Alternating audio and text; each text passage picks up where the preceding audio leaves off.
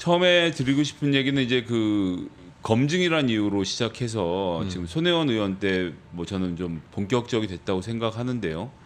조국 장관을 거치면서 이제 가족들에 대한 검증이 예전에는 가족에 대한 문제가 확실히 나온 다음에 이것을 가지고 이게 과연 언론에서 다룰 문제인지 아닌지에 대해서 심사숙고하는 결정되는 과정이 있었다고 하면 지금의 과정은 한 사람을 누굴 찍으면 그 사람이 공인이란 이유로 그 사람의 최소한 사촌까지는 누구나 다 털어볼 수 있다는 이 권리가 주어진 것 같은 이 분위기에 대해서 좀 얘기를 한번 해보고 싶습니다. 예. 어떤 걸 보고 그런 얘기를 하게 됐어요? 첫 번째 자료화면을 좀 보면서 말씀드리겠는데요. 우리 윤미향 씨가 이 당시에는 씨였죠. 예, 후보였죠. 그 정의연 관련된 의혹 제기들이 나오면서 나왔던 페이스북 글인데요.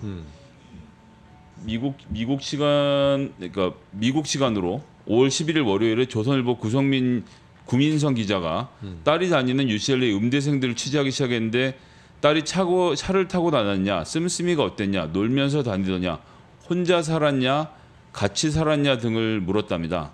그러니까 예를 들면 이런 건 거죠. 이거는 윤미향이라는 사람의 본질에 대해서 수사하는 것과는 아무 상관이 없는 내용인데 단지 딸이 유학을 갔다는 이유로 그것도 LA 현지의 기자를 파견을 해서 그 주변 사람들 뒤지고 다니는 행태를 보여준 거잖아요. 근데 이것이 주는 공포. 저도 이제 자식을 키우니까 느끼는 공포인 건데 정치에 입문할 때 언론에게 얼마나 고개를 잘 숙일지에 대해서 사실 생각을 안 해보게 되지 않는 굉장히 무서운 거죠. 이런 경우가 거의 모든 사람들에게 따라다니고 있는데요. 그다음에 이제 조국 장관의 경우를 보면 작년 9월에 이틀에 걸쳐서 1층 딸 혼자 살고 있는 오피스텔 1층 보안문을 허락 없이 통과해서 주거 초인종을 누르고 문을 두들리고 그러면서 이제 주차장에서 내리는데 뛰어 들어와서 그 딸이 무릎이 차에 치여서 까일 정도가 됐는데도 계속 집요하게 따라오면서 했던 것들의 영상을 일부 공개하면서 조국 교수가 대응을 준비를 시작을 했는데 이것이 국민의 알 권리랑 무슨 상관이 있는지를 묻지 않을 수가 없는 거죠. 그러니까 네가 공인과 상관이 있다면 내가 너에 대해서 확인해 보는 것은 국민들의 알 권리다라는 인식이 너무나도 널리 퍼져 있는 게 아닌가라고 생각이 들고요. 이런 것들이 그러니까 예전에는 이렇게까지는 안 했는데 이것이 점차 자유로워지고 게다가 유튜브의 등장과 함께 생방송으로 이게 가능하다는 것을 보여주게 되면서 문제가 더 커지고 거기다 이제 한 발 더 나가서는 뭐 아무렇게나 아무 때 나가서 이렇게 뒤져보는 것에 대해서 아무도 문제의식을 안 가지게 되니까 거꾸로 이 반대쪽에 있는 진영에 있는 사람들 입장에서는 그럼 우리도 너희를 똑같이 털겠어 라고 하면서 기자 개인에 대한 공격을 시작을 합니다. 그러니까 어떤 기자가 어디에 살고 무슨 얘기를 했고 어느 대학교를 나왔고 대학교 때 무슨 활동을 했고 하면서 그 사람의 소셜미디어를 뒤에서 옛날 사진까지 다 찾아서 하는 이런 모습들이 기자들이 보기엔 어떻게 이 사람들이 나한테 이럴 수 있나 싶지만 그건 전 정확히 언론에서 배운 행태라고 생각을 하거든요. 이렇게까지 언제까지 이렇게 할 건지에 대해서 전 정말 묻지 않을 수가 없고 선생님도 이제 이번에 어쨌거나 열린민주당 활동을 시작하시면서 소위 말하는 검증의 단계를 거쳐 보셨을 텐데 어떻게 보셨는지 사실 궁금하기도 하고요. 저는 이제 윤미향 씨 건에 대해서는 이제 뭐 그 의혹 뭐 이런 것들이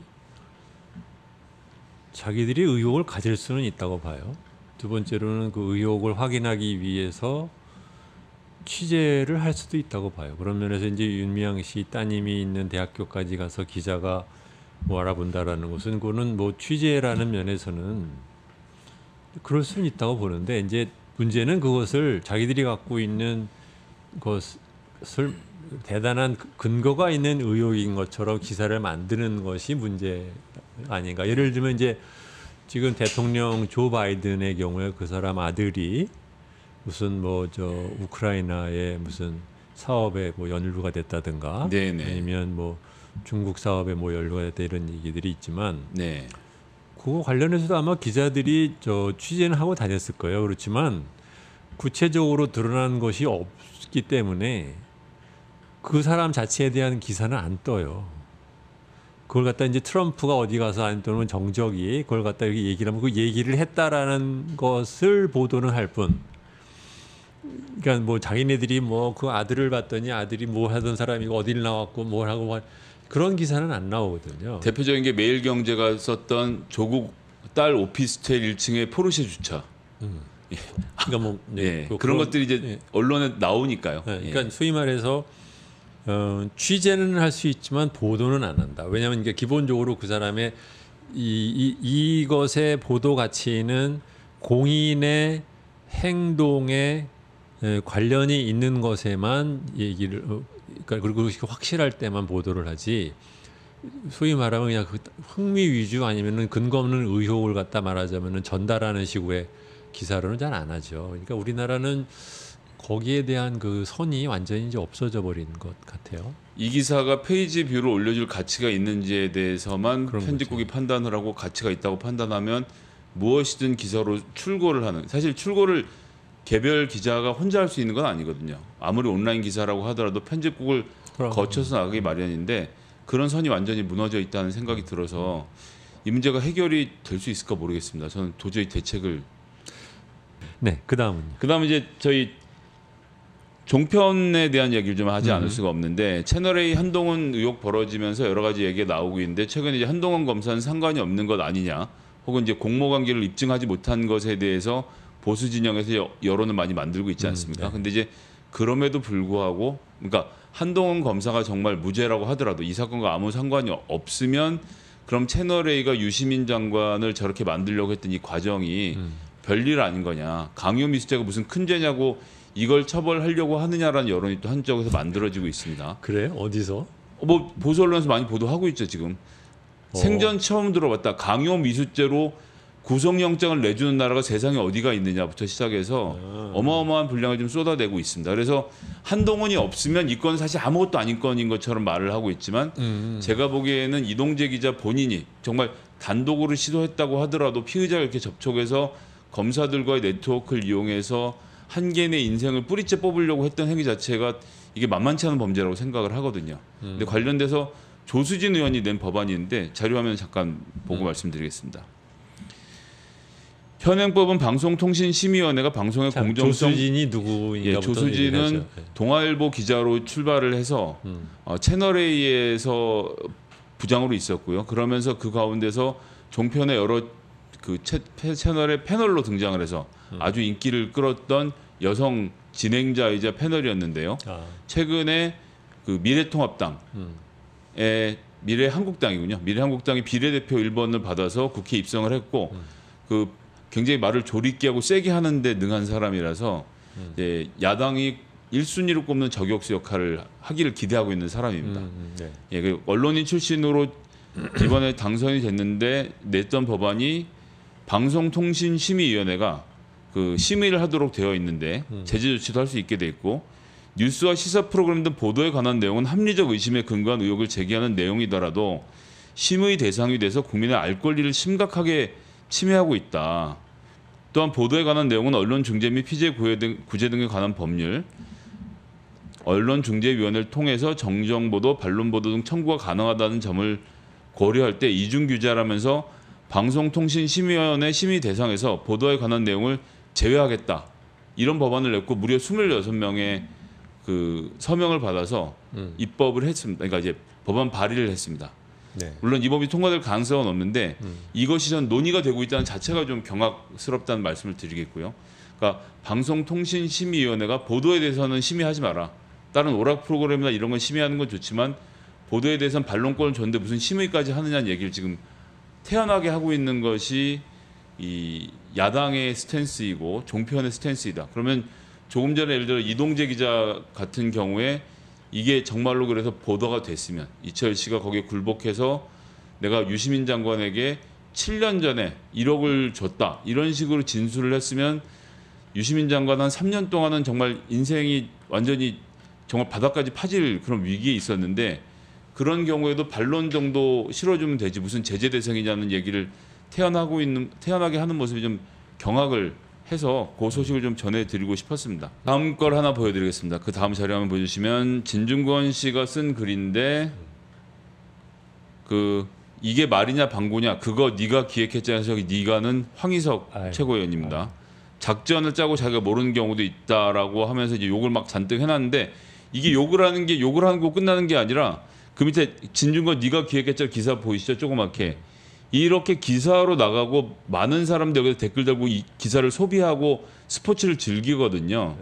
근데 황인석 최고위원이 어떻게 말을 했고 그때 통화기록 문자까지 다 공개하면서 내가 언제 알았고 등등을 다 설명을 했는데 그런 설명은 안 보는 거죠.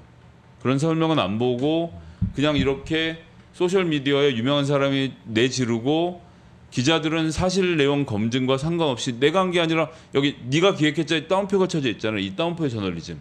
이렇게 해서 손쉽게 기사를 양산하는 이 구조가 그거 뭐 하루 이틀 된 얘기 아닌데. 뭐. 근데 예를 들어서 이제 저는 이 대목에서 궁금한 게 같은 의미에서 페이스북에 주진영 선생님도 가끔 글을 쓰시잖아요. 네. 그럼 이제 언론이 선택적으로 보도를 하지 않습니까? 네. 워낙 뭐 팔로워도 많으니까 많은 사람들이 글을 소비하지만 정권의 쓴소리와 칭찬을 섞어가면서 단짠 가고 계시는데 예. 단은 그냥 넘어가고 짠은 반드시 보도가 된단 말이에요. 그럼 그렇죠? 이제 네. 이걸 보고 지지자들 중에서는 왜 저렇게 말하냐고 화내는 분도 계시고 야 저런 정도 쓴소리는 들어야지가 막 좀 섞여 있는데 네. 글을 쓸 때 심경이 좀 복잡하시지 않을까 그게 궁금하기도 했습니다. 아니요, 복잡하지는 않아요. 그냥 써. 그냥 쓰세요? 네, 네. 네. 근데 이제 방금 말씀하신 걸로 치면 이제 그 소셜 미디어는 뭐 온갖 가지 잡소리가 다 쓸 수 있는 거니까 그거야 뭐 그럴 수 있는데 이제 그걸 네. 꼬박꼬박 저 대단한 문화 되는 것처럼 보도를 해주는 그 언론사가 이제 웃기는 건데 근데 내 경우는 글쎄요, 그러니까 나는 이제 원래 문재인 정권의 부동산 정책에 대해서는 되도록이면 얘기를 저는 안 하려고 해요. 왜냐하면 처음부터 길을 잘못 들어갔고 그 기존의 그 전 정권에서도 우리나라의 부동산 관련된 제도가 워낙 잘못되어 있는데 거기다가 이제 더 한 수를 더 가하니까 나쁜 방향으로 가니까 그 얘기를 하면 뭐 사실은 끝도 없는 얘기가 돼요. 그러니까 네. 교육에 대해서도 제가 얘기를 안 하잖아요. 왜냐하면 거기도 망작이야 분야로 치면요. 근데 부동산도 완전히 망작이에요 이거는요. 근데 우리나라 국민이 가장 관심을 많이 갖고 있는 두 분야네요. 그러니까 국민들이 고생을 하는 거죠. 근데 이제 교육에 관해서는 아무러나 기존에 망했지만 거기에 대비해서 이제 문재인 정권 들어서 더 추가로 더 망하게 만드는 거는 별로 없으니까 물론 개선을 하려고 뭐 하는데 뭐 이렇다지만 대단하게 이렇게 뭐가는 없으니까 그렇지만 부동산은 분명히 더 악화되는 쪽으로 한 것이 있단 말이죠. 그런데 네. 그걸 말을 하려면 사실은 문재인 정권에서 한 것만 얘기를 하면 소용이 없고 다른 것도 얘기를 해야 되고 근데 또 두 번째로는 제일 중요하게는 말해봤자 안 바꿀 것 같아. 그렇기 때문에 이제 아예 얘기를 제가 안 하는 거예요. 이게 네네. 굉장히 제가 생각하는 것에 비해서는 거의 언론에 대해 여기서 부동산에 대해서 제가 이제 말을 갖다 줄여온 편인데 그런데 이제 어쩌다 한 번씩 또 신난다고 또 그 진보층에서 뭐 어쩌고 저쩌고 하는 거 보면 말이 너무 안 되는 얘기를 할 때 한 네. 번씩 이제 참다 한마디 하면은 조중동은 또 막 신났다고 와르르 뭐 도배를 하고 그러잖아요. 네. 그러니까 그거 보면 뭐 근데 그들이 그런다고 해서 국민들이 알아야 되는 저는 국민을 위해서 글을 쓰지 뭐 조중동을 위해 쓰는 것도 아니고 정치권을 위해서 쓰는 것도 아니니까 그런 것까지 다 신경을 쓰면 그러면은 도리어 말을 못 하죠. 그러니까 그냥 그거는 이게 내가 컨트롤하지 못하는 것은 그냥 무시하고 가는 게 좋다.